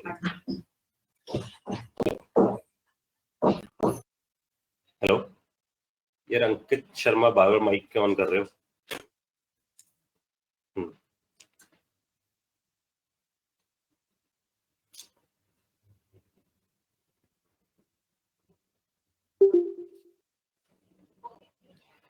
देखो जी, अब हम आगे बढ़ते हैं, इसको यूज करके देखते हैं इस वाले फीचर को हुआ क्या। इससे एंटर किया, टाइप ऑफ ऐड, और ऐड को मैंने देखो यहाँ कॉल लगा दिया, I am calling it and I am passing some values, ये मैंने पास की वैल्यूज और नाउ इट इज वर्किंग। तो this is the way out to define a function. आप इस तरीके से फंक्शन डिफाइन कर सकते हो, ठीक है। ये क्या इसमें कोई डाउट है? मल्टीपल आर्गुमेंट्स के लिए वर्क करेगा अभी, मतलब अगर किसी के अंदर कॉल लगाए तो मल्टीपल आर्गुमेंट मतलब ये मल्टीपल लाइन, जैसे 10 20 30 40 कर दे हम। हाँ वो कर सकते हैं, ऑब्वियस सी बात है। उसको अगर हमें करना है यहाँ पर तो हम आर्गुमेंट ना पास करें इसके अंदर, या हम ज्यादा पास कर दें इसके अंदर, तो फिर हमें वहां पर से आर्गुमेंट्स निकालने पड़ेंगे। रेस्ट लगा दूं ना इसके साथ, ये याद है हम लोगों ने पढ़ा था फंडा गाइस, ट्रिपल डॉट ARG, ये कर दूंगा। तो अब अगर मान लो मैं यहाँ जाके डेफिनेशन में, इसी डेफिनेशन में, हाँ इसी डेफिनेशन इसमें भी करेगा, हाँ इसमें करेगा, मान लो इसको अनडू कर देते हैं, ये मैंने लिख दिया, ठीक है। ऑब्वियस सी बात है, a प्लस बी तुमने लिखा है, तो जब तुमने a प्लस बी लिखा है तो तुम जो पास करोगे बाकी वो मिलेंगे नहीं तुम्हें, लेकिन तुम पास कर सकते हो। ऐसा कर दिया हम लोगों ने, क्लियर है। तो तुम्हें शुरू के 2 पैरामीटर मिल गए, उसको प्लस करके आ गया। क्योंकि ये बात ध्यान रखना, जावास्क्रिप्ट पे फंक्शंस जो है वो के जो आर्गुमेंट्स है वो ऑप्शनल है, पास करो या नहीं करो। जिसको मतलब अगर नहीं पास करो तो बड़ा डेंजरस है। ये समझ आ रहा है आप लोगों को क्या हुआ होगा बिहाइंड द सीन? ए में क्या गया होगा? अनडिफाइंड। बी में भी क्या गया होगा? अनडिफाइंड। और अनडिफाइंड प्लस अनडिफाइंड इज नैन। ये वर्ड याद रखना, जब भी कभी ऐसा एरर आ जाए आप लोगों के सामने तो समझ जाओ कि कुछ ना कुछ अनडिफाइंड चला गया है, अनवांटेड गया है कुछ, ठीक है। तो इसका सॉल्यूशन क्या है कि अगर ऐसा हो गया, बंदे ने गलत डाला ही नहीं, तो हमारे पास तो नैन आ जाएगा। तब हम क्या करें उस मूवमेंट में? तो हम उस मूवमेंट पे क्या करेंगे, देखो हम उस मूवमेंट पे जाकर कुछ इस तरीके से लिखेंगे कोड। ये एक नया फंडा है, ध्यान से समझना इस बात को। उस मूवमेंट पे हम लिखते हैं, तो ये ट्रिकी है थोड़ा सा, इसलिए ध्यान से समझने वाला। क्या करते थे डेवलपर्स इस मूवमेंट पे कि भाई अगर ए अनडिफाइंड है तो क्या करना है, तो वो लोग लिखते थे देखो ए और 0, बी और 0। अभी बड़ा स्ट्रिंग्स है, ये क्या कर दिया भाई, ए और 0 प्लस बी और 0। पहले मैं इसे चला के दिखाता हूँ। तो मैं यहाँ ऐड गया, ये कॉल लगा देखो 0, फिर मैं लिखा ऐड 10, एक आर्गुमेंट भूल गया तो 10 प्लस 0। इसने क्या किया देखो, वो कहता है कि अगर आपके पास कोई वैल्यू अनडिफाइंड है, लिस्ट लिख रहा हूं, अगर आपके पास कोई वैल्यू अनडिफाइंड है या आपके पास कोई वैल्यू नल है या आपके पास कोई वैल्यू नैन है या आपके पास कोई वैल्यू ब्लैंक है, ठीक है। तो अगर आपके पास अनडिफाइंड, नल, नैन, ब्लैंक या फिर आपके पास कोई वैल्यू 0 है, तो इन सारी वैल्यूज को हम एक नाम देते हैं, दैट इज कॉल्ड फॉल्सी। क्या नाम देते हैं इसे? फॉल्सी। और इनके अलावा जो वैल्यूज होती हैं, यानी कि अगर मेरे पास अमित है वैल्यू में, या 0 to 9 है मेरे पास वैल्यू में, ठीक है, या स्पेशल सिंबल्स है मेरे पास वैल्यू के अंदर, सब these all are consider are values. Special values है मेरे पास, यानी कि @ है, हैश है, so these all are called truthy. तो उन्होंने एक फंडा बनाया ट्रूथी एंड फॉल्सी का। अगर आप ये देखोगे तो अप्रिशिएट करोगे कितनी बढ़िया फीचर इन लोगों ने बिल्ड किया। तो इन्होंने फीचर बिल्ड किया ट्रूथी एंड फॉल्सी का। देखो बाकी सब प्रोग्रामिंग में एक प्रॉब्लम रहती है हमेशा, जैसे कि सपोज मेरे पास कोई ऑब्जेक्ट नल है। नल का मतलब होता है उसके पास कुछ भी नहीं है, एड्रेस नहीं है उसके पास, तो नल है। अब सपोज वो नल है और आप उस नल पे कोई वैल्यू एक्सेस करने की कोशिश कर लो गलती से, तो ob.a लिखोगे फट जाएगा कोड, क्योंकि नल पे जाकर आप एक्सेस करने की कोशिश कर रहे हो, तो है ही नहीं। तो डेवलपर को सिखाया जाता है कि भाई इफ लिख और यहाँ जाके लिख object not equal to null. तो अगर object equal to null not equal to null है तो ही एक्सेस कर, और यहाँ लिख दो console.log और यहाँ लिख दो obj.a हम एक्सेस करेंगे। अब नल है तो एल्स में चले जाओ, एल्स में जाकर आप यहाँ लिख दो कि भाई अगर नल है so I am going to print it is null, तो ऐसा लिख देते हैं हम। तो हमें ये this is called precaution code, हमें लिखना पड़ा कि अगर ऑब्जेक्ट नल है तो क्या करना है, नॉट इक्वल टू नल है तो क्या करना है। अब इसका एक शॉर्ट हैंड बनाया इन लोगों ने, that is called truthy and falsy. Truthy and falsy देखो कैसे काम करता है, बहुत ही बढ़िया तरीका है।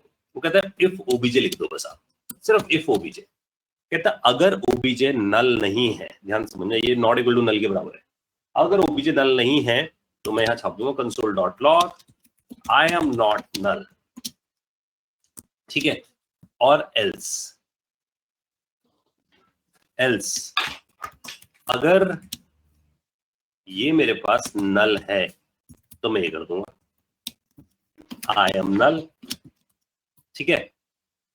तो मैं बेटर है यहाँ पर एक वर्ड यूज कर लेता हूँ, आई एम नॉट नल की जगह आई एम ट्रूथी, क्योंकि मैंने ये लिखी है truthy values, and I M falsies, यानी कि वैल्यू है तो ट्रूथी है, नहीं है तो फॉल्सी है। तो आप यहाँ जाके देखो, इसने बोला ओबीजे की वैल्यू जरा चेक करो, ओबीजे वैल्यू क्या है नल, तो सीधा पहुंच गया फॉल्सी पे, आई एम फॉल्सी, क्योंकि उसमें वैल्यू नहीं है। तो अच्छा मैं करता हूँ ओबीजे को अनडिफाइंड कर देता हूँ, तो अनडिफाइंड कर दिया, अनडिफाइंड कर दिया, फिर से चलाया इसी कोड को, तो फिर बोलता है आई एम फॉल्सी, ठीक है क्या बोल रहा है आई एम फॉल्सी। तो मैंने कहा चलो ओबीजे में ब्लैंक डाल देते हैं इस बार, तो आप इसे चेक कर देना इस लिस्ट में जो मैंने लिखी है। तो मैं ब्लैंक डाल दिया, मैंने कहा ब्लैंक डाल देते हैं, अब चेक करते हैं, कहता है आई एम फॉल्सी। मैंने कहा चलो ओबीजे में 0 डाल देते हैं, तो फिर पूछते हैं कहता है आई एम फॉल्सी, तो हमें समझ आ गया ये सब अपने आप चेक कर लेता है, मजेदार चीज है। तो इसके पास अपनी इंटेलिजेंस है खुद की। इसका मतलब किसी और प्रोग्रामिंग बैठे होते तो चेक करते हैं अगर ये ओबीजे 0 के बराबर है तो क्या करना है, ब्लैंक के बराबर है तो क्या करना है, अनडिफाइंड के बराबर है तो क्या करना है, नल के बराबर है तो क्या करना है। तो हमें इतनी सारी टेंशन नहीं लेनी पड़ती इसके अंदर, ये बेनिफिट है इसका। आप सबको बात समझ आएगा इसके अंदर कि ट्रूथी फॉल्सी का मतलब क्या है। तो ये इंटरव्यू क्वेश्चन है, ये आपको नोट रखना है। तो जो मैं बोल रहा हूँ नोट रखना है, वो नोट रख लेना आप लोगों ने कि भाई truthy and falsies in JavaScript अगर इंटरव्यू पूछेगा तो पूछेगा बताओ क्या क्या फॉल्सी, तो बताओ अनडिफाइंड, नल, नैन, ब्लैंक, 0, ये सब क्या है फॉल्सी है। बाकी जो बच गई वैल्यूज वो सब ट्रूथी है। तो अगर एक स्मार्ट डेवलपर है तो कभी भी कंडीशन नहीं लगाएगा। ये कंडीशन लगाना बैड है जावास्क्रिप्ट के अंदर, कि मैं जाकर ये कंडीशन लगा कर रहा हूँ not equal to null, not equal to undefined, not equal to blank, ये सब करने की जरूरत नहीं है। ये अपने आप इसके पास इंटेलिजेंस है जो चेक करके आता है। तो आप समझना जरा कि सपोज मेरे पास एक वेरिएबल है var a equal to undefined है, उसके अंदर उसके अंदर कोई वैल्यू नहीं है, फॉल्सी है। और फॉल्सी का मतलब समझ चुके हो, ए अगर मैं से लिखता हूँ ए क्वेश्चन मार्क, तो समझना ये it is like a if condition. तो अगर वैल्यू है तो बोलूंगा प्रेजेंट, नहीं है तो बोलूंगा एब्सेंट, यानी कि वैल्यू एब्सेंट है। तो देख रहे हो अपने आप चेक कर गए प्रेजेंट एब्सेंट। अब यही फीचर मैं ऐसे लगाऊं आप लोगों के सामने, ए और 0, इसका मतलब क्या देखो, और कैसे काम करता है, और कहता है अगर पहली वैल्यू फॉल्स है तो नेक्स्ट पे चल जाओ और में, तो 0 पे चल जाएगा अपने आप। आप सबको बात समझ आई? तो अगर इसमें वैल्यू नहीं है, अगर हम ए में देखें तो ए में वैल्यू नहीं है, अनडिफाइंड है, तो अनडिफाइंड है तो और में जाएगा, क्योंकि पहली कंडीशन फॉल्स हो गई, फॉल्स हो गई तो अगली कंडीशन उठाएगा, वो ट्रू है तो उसे 0 दिखा देगा। तो एटलीस्ट क्या होगा, मैं अपने डेवलपर को ये समझाऊंगा कि ट्रूथी फॉल्सी वो यूज करे, वो उसे यूज करेगा तो कभी मैं एंड यूजर को नैन जैसी चीज दिखाऊंगा। ये सबको डाइजेस्ट हुई भी बात है, ये क्लियर है? बहुत इंपॉर्टेंट कंसेप्ट है ये ट्रूथी एंड फॉल्सी का, ठीक है। तो ये हमें दिख गया यहाँ पर, यही सेम फंडा मैंने यहाँ लगा दिया। तो अगर मैं बोलता हूँ ए में अगर 10 आ गया तो 10 तो ट्रूथी है ना भाई, तो अब अगर मैं जाकर ये लगाने की कोशिश करूंगा तो अपने आप 10 निकाल के दे देगा ना मेरे को। क्लियर है सबको बात? तो ये फंडा दे हैव क्रिएटेड हियर। तो ये अगर हम जाएं तो मैंने इसी को यूज करके आपको दिखाया। तो विदित ने क्वेश्चन पूछा था कि क्या हम n आर्गुमेंट पास कर सकते हैं। तो मैंने उसे इस क्वेश्चन को मोल्ड किया। मैंने कहा अगर कुछ भी नहीं पास करूं, जब मुझे ये फ्लेक्सिबिलिटी में जितने मर्जी आर्गुमेंट पास करूं, तो मैं पास भी तो नहीं करूं। नहीं पास करूंगा तो क्या होगा, ए में अनडिफाइंड जाएगा, बी में अनडिफाइंड जाएगा, अनडिफाइंड प्लस अनडिफाइंड नैन आएगा, जो मैं एंड जीरो कभी नहीं दिखाऊंगा। आप कभी ऐसे दिखाओगे कि अमेजोन पे आपने ऑर्डर किया और ऑर्डर करके कोई नैन आ गया और आपने बोला योर अमाउंट इज नैन, तो आप क्या करोगे, आप हैंडलिंग करोगे उसकी। तो मैंने हैंडलिंग सिखाई आपको, ए बी डाला और ए पे ट्रूथ ही लगा दिया। तो अगर ट्रू है तो वैल्यू निकाल लेगा, नहीं है तो जीरो मान लेगा। ऐसी बी में वैल्यू नहीं है तो जीरो मान लेगा, वैल्यू है तो प्लस कर देगा। तो मैंने ये करके दिखाया, ऐड पास किया तो ए में भी अनडिफाइंड, बी में अनडिफाइंड, अनडिफाइंड फॉल्सी है तो जीरो, फॉल्सी है तो फिर जीरो, तो जीरो प्लस जीरो जीरो आ गया। फिर मैंने 10 डाला तो 10 ट्रूथी है तो जीरो नहीं लिया, लेकिन बी फॉल्सी है तो जीरो लिया, 10 प्लस जीरो 10 आ गया हमारे पास। तो हमें बात समझ आई, सही काम कर रहा है। तो अब मैं अगर जाकर ये लाइन लिखता हूं, ठीक है, तो अगर मैंने लिखा 10 20, एक मिनट चेक करते हैं, शायद कुछ रहता है इसके अंदर। इधर जाते हैं तो इसको प्रायोरिटी देते हैं। आई थिंक ये प्रायोरिटी की वजह से प्रॉब्लम क्रिएट कर रहा होगा। तो मैं यहाँ प्रायोरिटी देता हूँ कि भाई प्लस से पहले ये कर लो, ऐसे इसकी प्रायोरिटी दी मैंने। और मैंने बोला कि ये प्रायोरिटी चलेगी, तो मैंने अब यहां जाकर कॉल लगाया, ऐड 10 और 20। ठीक है जी, ये बात सबको समझ आ गई। तो हमें समझ आया कि हमने एक फ्लेक्सिबल फंक्शन बना दिया है। तो वो कहता है कि अगर मैं यहां जाकर, ध्यान देना, अगर मैं जाकर इसे ऐसे कॉल लगा तो तब भी काम करता है, ऐसे कॉल लगा तो तब भी काम करता है, ऐसे कॉल लगा तो तब भी काम करता है। ठीक है, हाँ जी सर, अनडिफाइंड नल और नैन में फर्क क्या होता है? ये अच्छा क्वेश्चन है। देखो ये भी एक इंटरव्यू क्वेश्चन बनता है, समझना आप लोग। कोई इनिशिएट करेगा इसको किसी ने फिगर आउट कर लिया हो कि अनडिफाइंड नल और ब्लैंक में क्या फर्क है। पहला क्वेश्चन अभी रखते हैं, अनडिफाइंड वर्सेस नल। ये इंटरव्यू क्वेश्चन आता है, इसलिए नोट रखना है इसे। कोई आंसर दे पाए भाई, अनडिफाइंड वर्सेस नल में कोई फर्क? अनडिफाइंड का मतलब है सर कोई वैल्यू असाइन नहीं हुई है। अनडिफाइंड का मतलब है कोई वैल्यू असाइन नहीं हुई है। इसका मतलब है कि अगर मैं लिखा var e equal e nothing, तो इट इज एन अनडिफाइंड। इसका मतलब अगर आप टाइप ऑफ ई पता करो तो बोलेगा, ये पुराना वाला है ना, ये याद करके बैठो क्योंकि हम इस पे चल रहे हैं। तो इसका मतलब यहाँ इसका नाम कुछ नया बदलते हैं, ट्रिपल ई कर देते हैं। ऐसा कुछ नहीं डिफाइन किया अभी तक हमने ऊपर, तो मैंने इसे ट्रिपल ई कर दिया, टाइप ऑफ ट्रिपल ई कर दो यार। तो आप ध्यान देना, मैं लिखा type of triple E, it is saying undefined, because मैंने यहाँ पर इसे डिफाइन जब किया तो इसके साथ कोई वैल्यू नहीं थी। So that's why it is saying I M undefined. तो अनडिफाइंड का मतलब, ध्यान देना, अनडिफाइंड का मतलब नो टाइप। इसका मतलब इसके पास कोई टाइप नहीं है, ना तो ये इंट है, ना तो ये ना तो ये नंबर है, ना तो स्ट्रिंग है, ना ये ऑब्जेक्ट है। लेकिन जब नल होता है तो नल हमेशा ऑब्जेक्ट को मिलता है। ध्यान देना, नल मिलता है ऑब्जेक्ट को। इसका मतलब ये कि जब when you are writing null, it means you are saying my type is object but I do not have the reference of an object. ये वर्ड याद रखना आप लोगों ने, I have the type but I do not have the reference. तो इसका मतलब when I am writing this thing var OB, इसको ऐसे करते हैं obj11 और इसके आगे में नल लिख देता हूं। So when I am writing this thing, so it is saying कि if you check my type obj11, so I am saying I am an object. But if you want कि मेरे पास एड्रेस किसका है, तो I am saying I do not have any address right now, but I have the type. तो इसका मतलब नल के पास क्या होता है, नल के पास टाइप होती है, और वो टाइप कौन सी होती है, ऑब्जेक्ट। लेकिन नल के पास क्या नहीं होता, नो रेफरेंस, रेफरेंस नहीं होता, इनके एड्रेस नहीं होता, लेकिन एटलीस्ट उसके पास क्या होती है, टाइप होती है। हाँ जी, अनमोल क्लियर हुआ, नल वर्सेस अनडिफाइंड समझ आया? ठीक है, कि ये नो टाइप है हमारे पास। अब एक और फंडा देखो इसी के साथ, when I'm writing this thing where f equals to blank, so blank has a type. So if you check it out, type of f, so it is saying I'm a string, but my string is blank. So इसका मतलब blank has a type. So when you're writing this blank, so it is of string type. ठीक है, तो this is an answer, blank versus undefined versus null. ठीक है, clear है सबको, कोई डाउट इसके अंदर?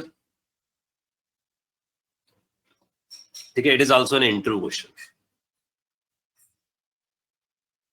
ठीक है गाइस,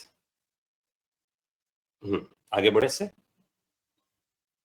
तो हमें ये, आई होप ये सबको समझ आ गया कि अगर हमारे पास ये इंट्रो क्वेश्चन भी बनता है कि हमारे पास यहाँ पैरामीटर ऑप्शनल हैं, तो यहाँ तो प्रॉब्लम है, तो उसका सॉल्यूशन क्या है, ट्रूथी एंड फॉल्सी, जिससे हम कर सकते हैं।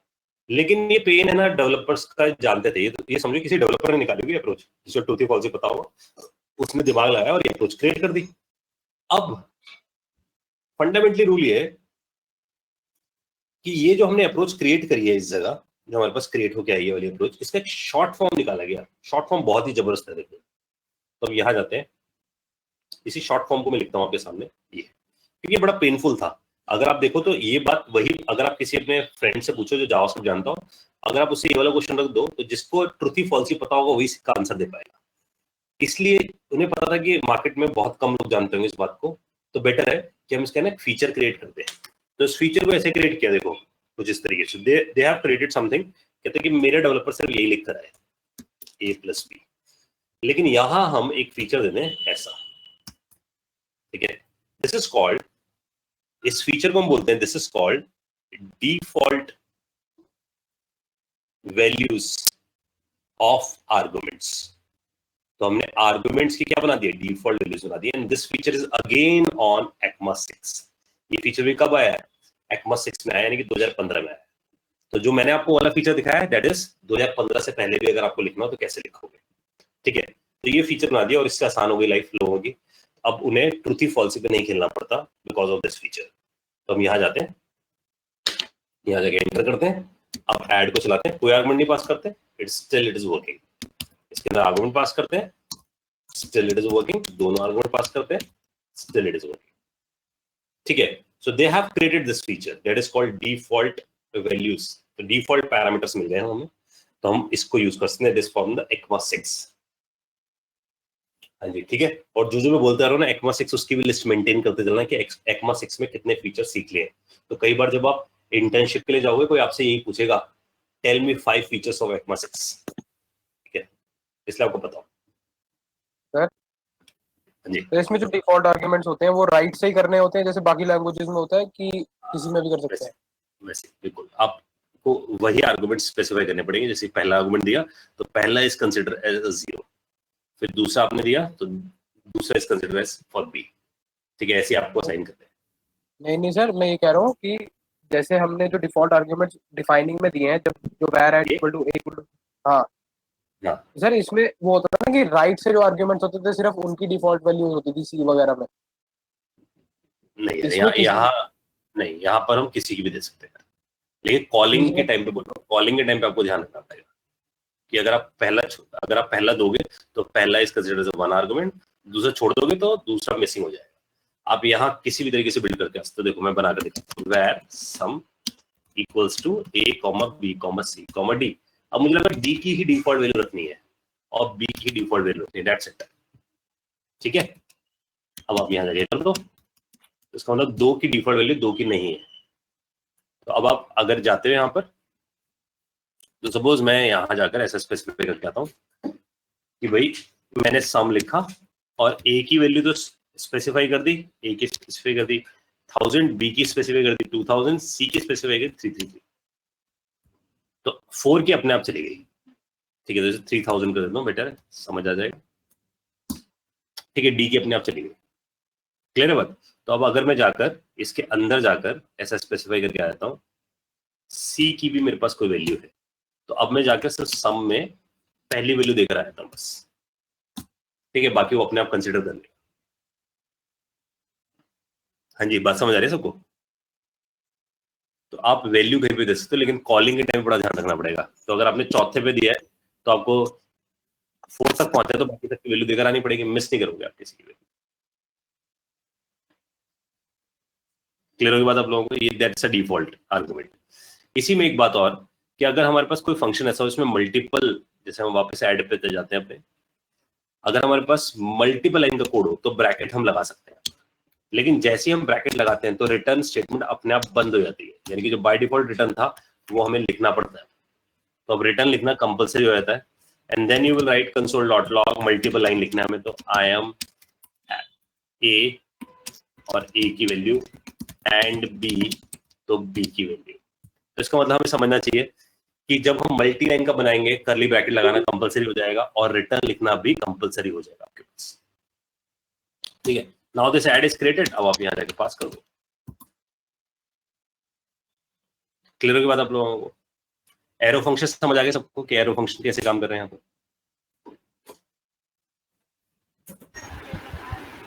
सर इसमें जो ये एरो फंक्शन है तो फिर ये भी एनोनिमस टाइप की बन गए ना, जो ये एनोनिमस है फिर भी बस अभी तो जब ये बिल्कुल बिगनर है तो अभी के लिए तो ऐसा लग रहा है कि यार ये वाला तरीका और ये वाला तरीका इज मोर और लेस सेम जैसा लग रहा है। लेकिन एरो फंक्शंस को मैं एक नाम दे देता हूँ आगे के लिए जो बहुत काम की चीज है। It is pure function. ये प्योर फंक्शन है असल में। मतलब प्योर फंक्शन होता है सी में होते थे, प्योर थे, लेकिन सी प्लस प्लस में और जावा में प्योर फंक्शन नहीं थे, क्योंकि ना आपने जो भी क्लास के अंदर फंक्शन बनाया ना उसके अंदर दिस होता है, यानी कि दिस इज एन ऑब्जेक्ट। ठीक है, लेकिन यहाँ दिस का फंडा नहीं होता एरो फंक्शंस के अंदर। वो हम तब समझेंगे जब हम दिस का फंडा सीखने जाएंगे। तो अभी सिर्फ समझ लो कि एरो फंक्शंस एक तो प्योर है और शॉर्ट हैंड है ना। तो शॉर्ट हैंड तो हमने सीख लिया कि कम कोड लिखना पड़ता है, लेकिन प्योरिटी अभी हमें सीखनी है कि प्योर कैसे है फंक्शन। ये हमें आगे चल के समझ आएगा। पॉइंटर ये हमने 4 तरीके के फंक्शंस बनाने सीख लिए। हाँ जी, यहाँ तक क्लियर है बात आप लोगों को? इसमें कोई डाउट है तो पूछो। और साथ साथ ये 4 फंक्शन के साथ साथ मैं बता रहा हूं हमने आज क्या सीख लिया है, ट्रुथी एंड फॉल्सी का फंडा सीख लिया है। ठीक है, तो ट्रुथी एंड फॉल्सी हमें क्लियर हो गया कि वो काम कैसे करता है। साथ में हम लोगों ने ये बात भी समझ ली कि अनडिफाइंड वर्सेस नल वर्सेस ब्लैंक को भी हम कैसे ट्रीट करते हैं, ब्लैंक स्ट्रिंग। ठीक है, साथ में हमने डिफॉल्ट पैरामीटर का फीचर भी सीख लिया। डिफॉल्ट पैरामीटर इन फंक्शन वो कैसे काम करता है। ठीक है, कोई डाउट इसके अंदर तो पूछ लो गाइस।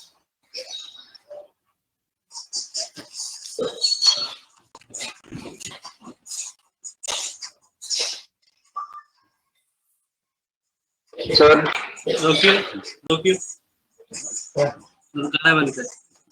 क्या चीज मुझसे पूछो। सर मैं पूछ रहे थे, जो हमने फंक्शन डिक्लेरेशन स्टाइल भी सीखा था, डिफॉल्ट पैरामीटर सब में यूज कर सकते हैं ना, किसी भी टाइप के फंक्शन में?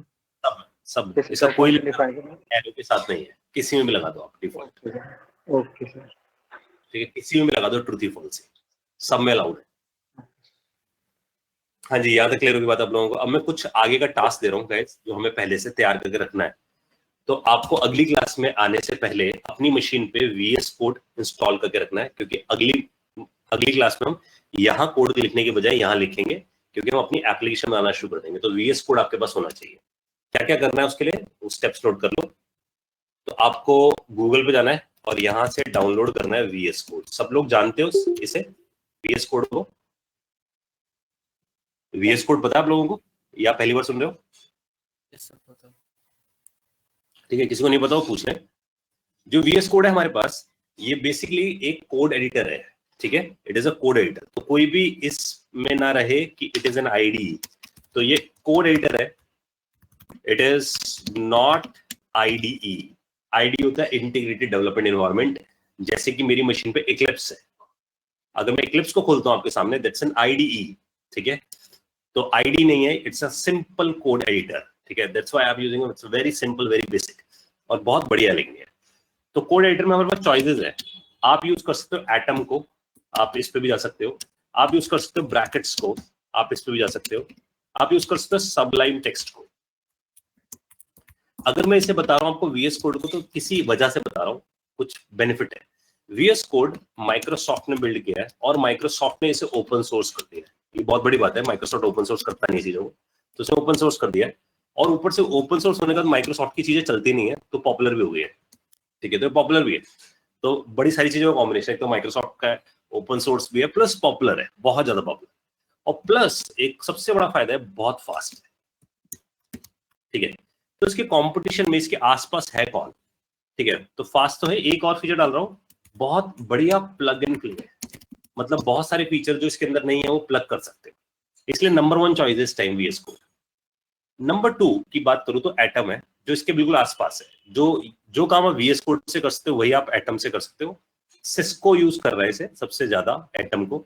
आप इसे यूज कर सकते हो एटम को, लेकिन एटम के साथ प्रॉब्लम ये, वो फास्ट नहीं है कंपेयर टू VS कोड के। ज्यादा रैम यूज करता है, ज्यादा CPU यूज करता है, लेकिन बाकी सारे फीचर लगभग VS कोड जैसे। आप इसे भी यूज कर सकते हो। ब्रैकेट्स बिगिनर्स के लिए, स्मॉल एप्लीकेशंस के लिए, बड़ी एप्लीकेशंस में हैंग हो जाता है। सबलाइन टेक्स्ट पेड है, क्योंकि इसका कुछ चीजें फ्री मिलती हैं, लेकिन प्लगइन्स इसके पेड हो जाते हैं, और एप्पल मशीन्स के लिए सबसे ज्यादा बेटर माना जाता है।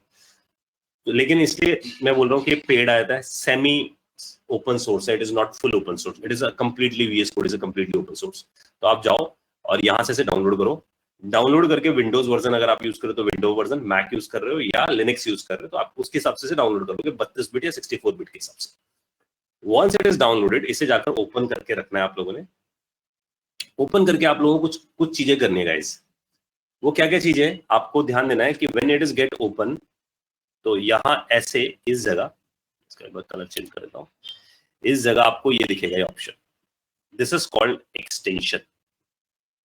ठीक है, तो आपको इस एक्सटेंशन पे क्लिक करना है, इस एक्सटेंशन को ओपन करना है।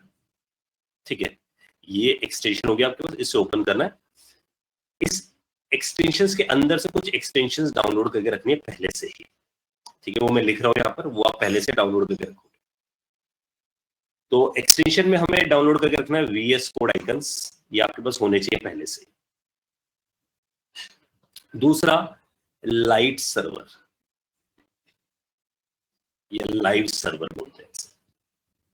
ठीक है, वो आपके पास होना चाहिए।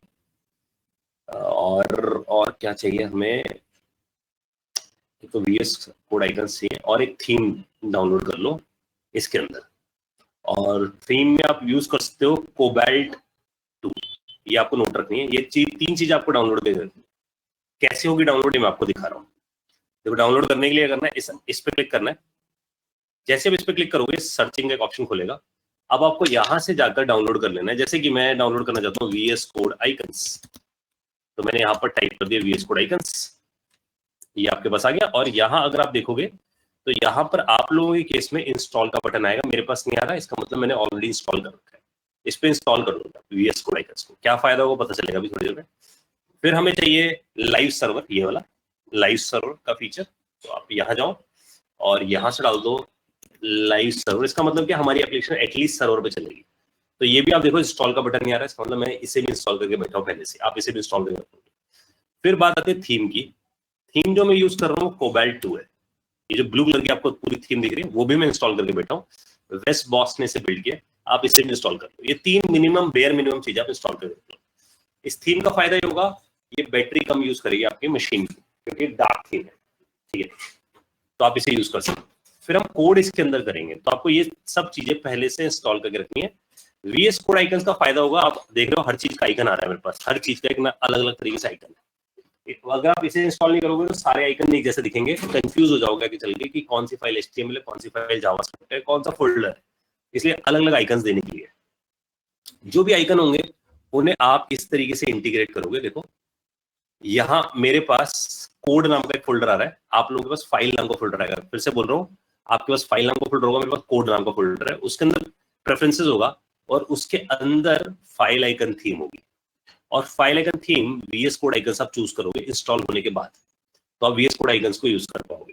तो दिस इज अ थीम जो आपको आइकन्स के लिए चाहिए। तो आपके आइकन्स मेरी तरह आने शुरू हो जाएंगे, अलग अलग कलरफुल, तो लाइक पसंद आएगी उससे। प्रेफरेंसेस में फिर अगर आप जाओगे तो आपको यहाँ एक कलर थीम नजर आएगी। पहले हम गए थे फाइल आइकन थीम पे, अब कलर थीम पे।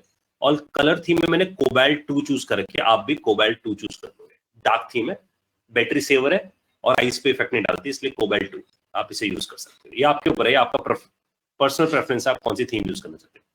ठीक है, तो ये 3 चीजें आप इंस्टॉल करके रखोगे। तो अगली क्लास में हम लोग अपनी पहली एप्लीकेशन बनाने पाएंगे VS कोड पे आके। ठीक है, तो हम उसके लिए पढ़ेंगे डॉम का फंडा और इसे यूज करने वाले। ठीक है, ग्राउंड हम लोगों ने बेसिक बना लिया है कि हाँ जी क्या क्या चीजें होती है। अभी इसकी डिटेल में जाना है, क्योंकि जो हमने 4 फंक्शंस पढ़े हैं, इसकी और डिटेल में जाएंगे। तो हम कुछ फंडामेंटल और देखेंगे कि फंक्शन से रिटर्न करता है तो क्या होता है, फंक्शन में पास करता है तो क्या होता है। तो हम इन स्ट्रेटेजीज को पढ़ेंगे। लेकिन अब जो हम पढ़ेंगे वो एप्लीकेशन के साथ पढ़ेंगे। यानी कि अभी तक हमने जो भी पढ़ा है वो इंडिविजुअल एज अ सिंटैक्स पढ़ा है। तो हमने अभी सिर्फ कोड को पढ़ा है। यहाँ अगर हम देखें तो अगर हम यहाँ जाए तो हम सिर्फ कोड पढ़ रहे हैं यहाँ पर, अभी उसे यूज नहीं कर रहे किसी एप्लीकेशन में। अगली क्लास से हम इसकी यूजेबिलिटी पे आ जाएंगे तो समझना असली जावास्क्रिप्ट शुरू हो जाएगा, क्योंकि हम उसे HTML के साथ यूज करेंगे। लेकिन ये जो सिंटैक्स पढ़े हैं बेयर मिनिमम ये यूज होंगे एज इट इज। ठीक है गाइस, तो कोई doubt, because I am going to leave the session, कोई डाउट है तो आप पूछ लो बिफोर लीविंग। सर आप एक बार सिंबल डेटा टाइप बताओगे, मैंने देखा था वो ES6 में आया ना। अभी इस बैच के लिए थोड़ा आगे का टाइप टर्मोलॉजी, ठीक है सर। जब हम पढ़ेंगे कुछ मैथ्स का फंडा, तो बस अभी ऐसा समझ लो कि अगर आपको सेम नेम की की बनानी हो तो आप सिंबल को यूज कर सकते हो। ठीक है, अभी हमारे पास की ओवरराइड हो जाती है, तो ECMA 6 में उन्होंने एक सिंबल बनाया, वो हमेशा यूनिकनेस देता है, तो सेम नेम से भी की बना सकते हो। ठीक है, ठीक है सर। सर किसी भी चीज को जानने के लिए कैसे पता करेंगे कि ECMA 6 है या और अदर वर्जन है? कोई बहुत बड़ा काम नहीं करना है इसके लिए, बहुत इजी है। अगर आपको सेल्फ लर्निंग लेनी है तो मैं हमेशा रिकमेंड करता हूँ स्टूडेंट्स को MDN जावास्क्रिप्ट पढ़ो। ठीक है, मॉजिला ने बनाई है तो आप इसे पढ़ो हमेशा, MDN जावास्क्रिप्ट। यह कंप्लीट जावास्क्रिप्ट है, इसलिए आप देखोगे तो जावास्क्रिप्ट की पूरी गाइड है, तो किसी बुक को रेफर करने से बेटर है इसे पढ़ा जाए, क्योंकि सब कुछ इसी के अंदर। मॉजिला ने बनाई है, मॉजिला के मुंह से पूछा जाए कि हाँ जी व्हाट यू हैव रिटर्न, तो वही पढ़ा जाए, तो सबसे बेस्ट तरीका ये। दूसरा, अब अगर आपको ये पता लगाना हो कि ECMA 6 में क्या है, तो आप लिख दो ES6 फीचर्स, बस इतना लिखना है गूगल पे, तो यहां जाकर आपके पास ऐसे ये वेबसाइट खुलेगी ES6feature.org, ऐसे ES7, ऐसे ES8, तो आप जब इस पे आ जाओगे तो ECMA 6 के फीचर दिखने शुरू हो जाएंगे। लेकिन मैं बोल रहा हूँ डायरेक्ट यहाँ से पढ़ना थोड़ा सा मुश्किल हो जाएगा आप लोगों के लिए, क्योंकि आपको पता ही नहीं है जावास्क्रिप्ट के बारे में ज्यादा, तो इसलिए बेस्ट तरीका ये कि ES6 फीचर की बजाय आप MDN जावास्क्रिप्ट से शुरू करो, यहाँ से पढ़ सकते हो। So it's like a book for you, आप यहाँ से पढ़ सकते हो, और ये बहुत बड़ी बुक है, तो आपको पता भी चलेगा कि जावास्क्रिप्ट बहुत बड़ा है। क्लियर है? हाँ जी, और कोई डाउट? सर हाँ जी सर, जो हम 3 तरह से स्ट्रिंग डिक्लेयर करते हैं, क्या उनमें कोई डिफरेंस होता है? हाँ, डिफरेंस तो बहुत बड़ा है।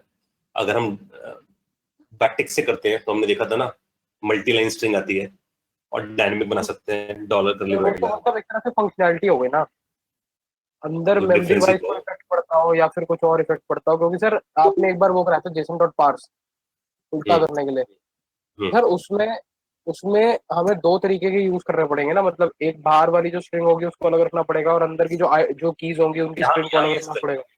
यहाँ डबल कोट से बनाओ चाहे सिंगल कोट से बनाओ, बैकटिक से बनाओ, it is internally as a string, it does not change the data type. If it is does not change the data type, so it does not create a new memory, मतलब वो हमेशा कुछ ऐसा नहीं करेगा कि ऑब्जेक्ट की अलग मेमोरी बनाएगा, स्ट्रिंग की अलग मेमोरी बनाएगा। JSON.stringify का रिटर्न टाइप अलग है ना यार, वो फंक्शन ही ऐसा बना हुआ है ना कि जब हम स्ट्रिंगिफाई करते हैं तो स्ट्रिंग रिटर्न करता है, पार्स करते तो ऑब्जेक्ट रिटर्न करता है, ये समझना। वो फंक्शन ऐसे है जो रिटर्न अलग अलग करते हैं, जैसे तू एक फंक्शन बनाए जो नंबर रिटर्न करे और एक और फंक्शन बनाए जो स्ट्रिंग रिटर्न करे, तो मेमोरी में अलग रिप्रेजेंटेशन होगी ना, क्योंकि वो अलग अलग टाइप रिटर्न करते हैं, तो इट इज लाइक दैट। तो उसे हम इससे कॉन्फ्लिक्ट नहीं कर सकते कि मेमोरी अलग क्रिएट कर रहा है, फंक्शन इज रिटर्निंग समथिंग। ठीक है सर एक बार अपना अबाउट ब्लैंक खोलना, कोई भी फंक्शन जो जिसमें कुछ रिटर्न ना कराया हो आपने। सर जैसे इसमें तो रिटर्न हो रहा है, कोई ऊपर जो हमने फंक्शन डिक्लेयर करो जिसमें सिर्फ प्रिंट हो रहा हो, तो सर उसमें वो लास्ट में अनडिफाइंड देता है जब हम कॉल करते हैं, वैसा क्यों होता है? क्योंकि प्रिंट तो उसने करवा ही दिया ना। ये बताया तो था दोस्त मैंने बताया था कि जब भी हम कुछ लिखते हैं ग्रेटर देन के साथ, तो ये इनपुट बनता है उसका, तो उसे ये वाला जो साइन होता है लेस देन वाला, ये आउटपुट बनता है। तो कहता है जो भी आप लिखो उसका आउटपुट आना चाहिए, ध्यान समझना। तो जब तुमने ऐसा लिखा तो अभी तो तुमने डिक्लेयर किया ना, आउटपुट तो नहीं आएगा, आउटपुट नहीं आएगा तो अनडिफाइंड आएगा। समझ आ रही बात? ये फंडा है। सर जब प्रिंट कराते हैं तब भी ऐसे ही होता है, प्रिंट कर देता है फिर अनडिफाइंड दोबारा से लिखता है। console.log नाम का फंक्शन प्रिंट करता है, रिटर्न नहीं करता भाई, बहुत सीधा फंडा है। देख मैंने बनाया फंक्शन add1 और यहाँ लिख दिया मैंने रिटर्न 1000, ध्यान दिया कुछ भी लिख दिया रिटर्न 1000, ये लिख दिया। अब एक अनडिफाइंड क्यों आया? क्योंकि फंक्शन बना है। लेकिन जब मैं ऐसा लिखूंगा तो ध्यान दिया अब क्या आया, समझ में आ रही बात? अब क्या आया 1000, क्योंकि इसने रिटर्न किया। लेकिन अगर मैं कोई ऐसा फंक्शन बनाता, देख add2, और उसमें रिटर्न नहीं लिखता, ठीक है, तो अब अगर मैं मान लो इसके अंदर रिटर्न नहीं लिखता, सिर्फ console.log लिखता आई एम add2, तो सबसे पहली बात console.log का काम है सिर्फ प्रिंटिंग करना, रिटर्न तो नहीं करता हो, तो ये फंक्शन रिटर्न नहीं करेगा कुछ, तो ये रिटर्न नहीं करेगा, तो ये वाला जो लेस देन साइन है ये हमेशा क्या एक्सपेक्ट करता है, आउटपुट आना चाहिए। तो when function is not returning anything so it will give undefined. तो बना पहले अब मैंने इसे कॉल लगाया, देखो तो क्या है, आई एम एड और फिर क्या लिखा है, अनडिफाइंड। ठीक है, इसको इस लाइन को आउटपुट चाहिए हमेशा, इसलिए वो चाहता है ऐसा। क्लियर है? ठीक है और कोई डाउट गाइस? सर नैन और अनडिफाइंड में क्या डिफरेंस है? नैन और अनडिफाइंड में फर्क क्या है कि नैन का एक टाइप होता है, तो अगर आपसे कोई ये पूछ लेता है टाइप ऑफ नैन, तो आपको नजर आएगा नंबर है। लेकिन आपसे कोई पूछा type of undefined, undefined is anyway undefined, समझ रहे हो? तो नैन असल में क्या है, एक नंबर है, क्योंकि नंबर की वजह से नैन प्रोड्यूस हुआ है, इसलिए उसका टाइप है। अनडिफाइंड का कोई टाइप ही नहीं है। क्लियर है बात है? ओके सर, ठीक है। और कोई डाउट गाइस?